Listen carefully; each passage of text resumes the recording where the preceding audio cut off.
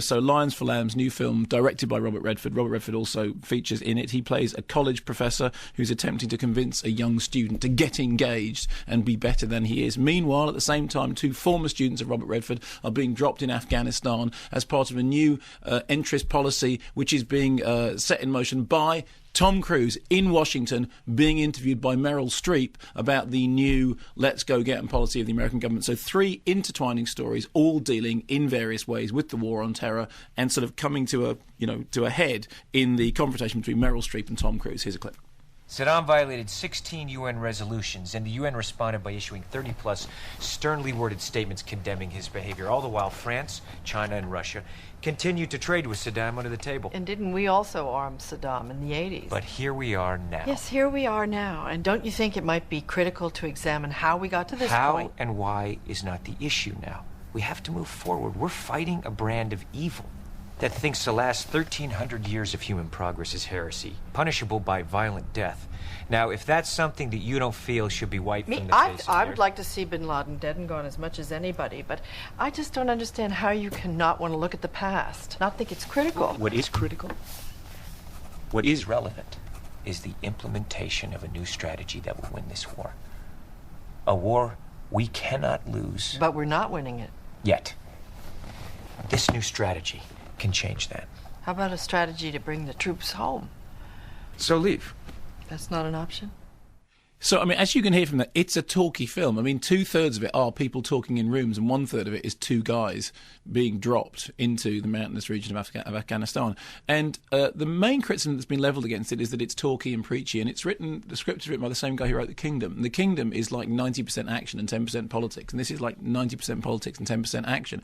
Now, I should say from the outset, I like Robert Redford, because I kind of like what he's done. I like who he is, in the same way as I'm sort of generally inclined to like George Clooney, other than when we're talking about Ocean's 13. I think he is a good thing. Not only do I think he's a good actor, but I think his liberal politics, which is very easy to sneer at, I think are solidly placed in, good, honest, humanist values. And I think he has genuinely attempted to make films that are good, solid pieces of work. Now, in my opinion, Lions for Lambs is a good, solid, dramatic piece of work, greatly in its favour. It's 88 and 90 minutes long. I mean, it's funny because it feels, whenever a poster says Oscar-worthy performances, that normally means bum-numbingly long. Take a cup of coffee and a big packet of sweets, because the fact is you're going to be zoning in and out. We look back to the days of The Deer Hunter and every Michael Cimino film going on for 4 days. So it's a really snappy, tightly constructed thing.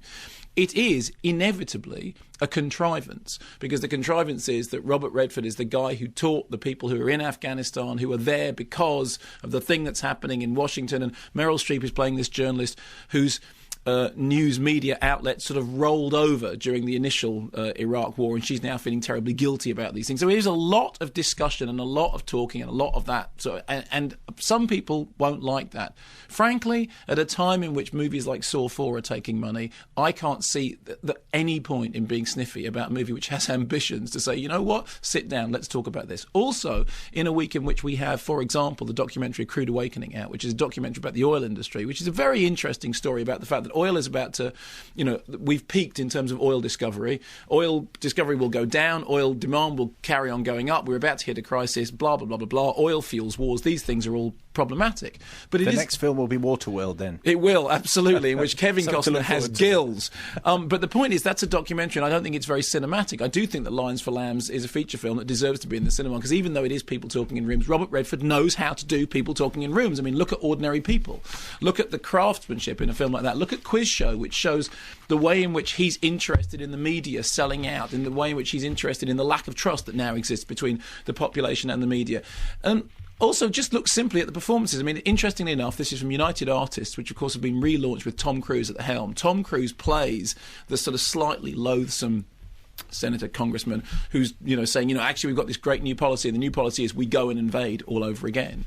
And Tom Cruise, when Tom Cruise is not great, he's just that big, shiny, Bing thing. But occasionally he does these dark roles that work really well. I mean, you remember him in Magnolia. I was just going to mention that. Well, Fantastic performance. Fine. Well, I think this is him back on Magnolia form. I mean, it's less perhaps less showy than Magnolia, because Magnolia was so, out there, and it was so alarming to see Tom Cruise in that role, which I won't go into because it's 3:30 on a Friday afternoon. But if you haven't seen Magnolia, I mean, what have you been doing with your life? Really, go get it out now. It's on DVD. It's really worth seeing, if only for the Plague of Frogs. And buy the soundtrack. And the soundtrack, which is absolutely lovely. I got Amy Mann doing, that. What's the theme tune? It's Wise Up. It's Wise Up when she sings Wise Up, and the entire casting was. Anyway, we've gone off on a Paul Thomas Anderson tangent. To bring it all back, Tom Cruise is basically behind the movie because he's head of UA. I mean, that's a weird thing that Tom Cruise is head of UA, but so his heart is in, and he does really good slime ball, creepy, weird distrust. I mean, there is something of the politician in him. I mean, that guy could get elected because he has that total mix of, big smile, but deeply creepy behind it. Something really weird going on that you just don't want to know about.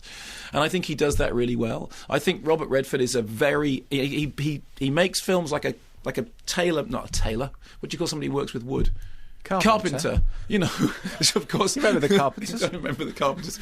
He makes it, it's like a well-crafted piece of furniture. I remember Friedkin once said about The Exorcist. I said, what do you think about The Exorcist now? He said, it's like a Louis XIV chair. You can sit on it.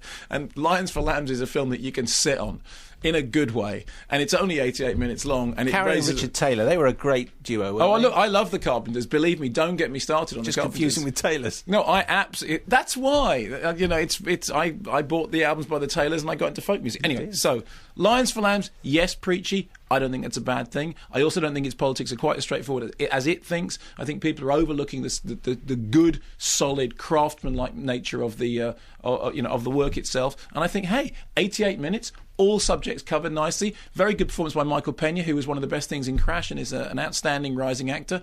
Robert Redford, give me a hug.